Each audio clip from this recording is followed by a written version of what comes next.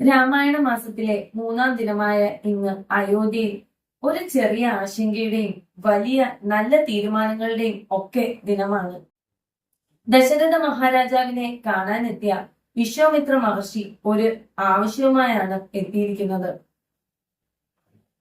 തന്റെ യാഗം സ്ഥിരമായി മുടക്കിക്കൊണ്ടിരിക്കുന്ന, തടസ്സപ്പെടുത്തിക്കൊണ്ടിരിക്കുന്ന, നശിപ്പിച്ചുകൊണ്ടിരിക്കുന്ന ദുഷ്ടശക്തികളായ മാരീചനെയും സുബാഹുവിനെയും വകവരുത്താനും ഒപ്പം തന്റെ യാഗം സംരക്ഷിക്കാനുമൊക്കെയായി രാമലക്ഷ്മണന്മാരെ തന്നോടൊപ്പം വിട്ടയക്കണം എന്ന ആവശ്യവുമായാണ് വിശ്വാമിത്ര മഹർഷി എത്തിയിരിക്കുന്നത്.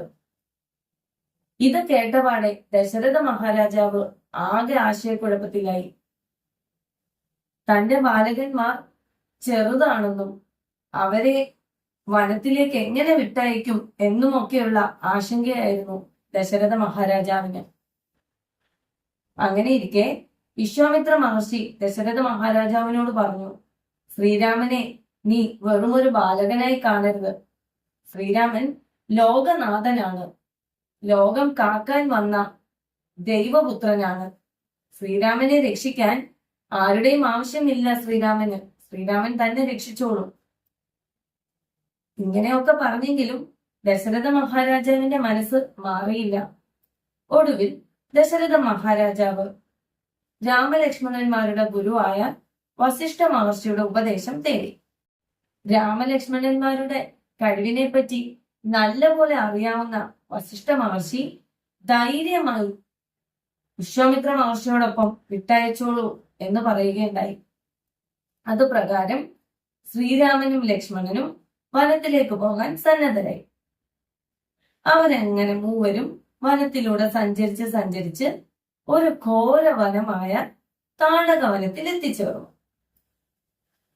അവിടെ എത്തിച്ചേർന്ന പാടെ വിശ്വാമിത്ര മഹർഷി ശ്രീരാമനോട് പറഞ്ഞു, ഈ വനം അടക്കി ഭരിക്കുന്ന ഒരു ദുഷ്ട സ്ത്രീയുണ്ട്. അതാണ് താടക. പണ്ട് അതൊരു രാക്ഷസിയായിരുന്നു എന്നും പിന്നീട് യാഗങ്ങൾ നശിപ്പിക്കുകയും മുടക്കുകയും ഒക്കെ ചെയ്യുന്ന ഒരു അസുര സ്ത്രീയായി മാറുകയായിരുന്നു എന്നും ശ്രീരാമനോട് പറഞ്ഞു. ശ്രീ വാസുദേവന്റെ അവതാരമായ നീ ലോകം കാക്കാൻ പിറന്ന ദൈവപുത്രനാണ്. അതുകൊണ്ട് തന്നെ താടകയെ വധിക്കണമെന്നും അതാണ് നിന്റെ ആദ്യ ധർമ്മം എന്നും വിശ്വാമിത്ര മഹർഷി ശ്രീരാമനോട് പറഞ്ഞു. ഇത് കേട്ടപാടെ ശ്രീരാമൻ ആദ്യം ഒരു ചെറിയ ആശങ്കയൊക്കെ ഉണ്ടായി. ഒരു സ്ത്രീയെ വധിക്കണമല്ലോ എന്നുള്ള ആശങ്ക. എന്നാലും മഹർഷിയുടെ ഉപദേശപ്രകാരം ശ്രീരാമൻ വലിയൊരു യുദ്ധത്തിനൊടുവിൽ താടകയെ വധിക്കുകയും ചെയ്തു. അങ്ങനെ ശ്രീരാമൻ തന്റെ ആദ്യ ധർമ്മം പൂർത്തീകരിക്കുകയും ഒരു ദുഷ്ടശക്തിയെ, ഒരു അസുര സ്ത്രീയെ, ദുഷ്ടശക്തിയെ ഈ ലോകത്തിൽ നിന്നും വിട്ടയക്കുകയും ചെയ്തു. അങ്ങനെ ശ്രീരാമൻ തന്റെ ധൈര്യം തുറന്നുകാട്ടി. താടക ഇല്ലാതായതോടുകൂടി വിശ്വാമിത്ര മഹർഷി സംതൃപ്തനായി. ആ സന്തോഷത്തിൽ വിശ്വാമിത്ര മഹർഷി രാമലക്ഷ്മണന്മാർക്ക് ദിവ്യ ആയുധങ്ങളും ദിവ്യ വിദ്യകളും ഒക്കെ പഠിപ്പിച്ചു കൊടുത്തു. ഇനി വിശ്വാമിത്ര മഹർഷിക്ക് ഈ ദിവ്യ വിദ്യകളും ദിവ്യ ആയുധങ്ങളും ഒക്കെ എവിടെ നിന്നാണ് ലഭിച്ചത്? വിശ്വാമിത്ര മഹർഷി യാഗം ചെയ്തതിന്റെ, തപസ് ചെയ്തതിന്റെ ഫലമായി ദൈവങ്ങളിൽ നിന്നും സമ്മാനം കിട്ടിയതാണ് ഈ ദിവ്യ വിദ്യകളും ദിവ്യ ആയുധങ്ങളും ഒക്കെ.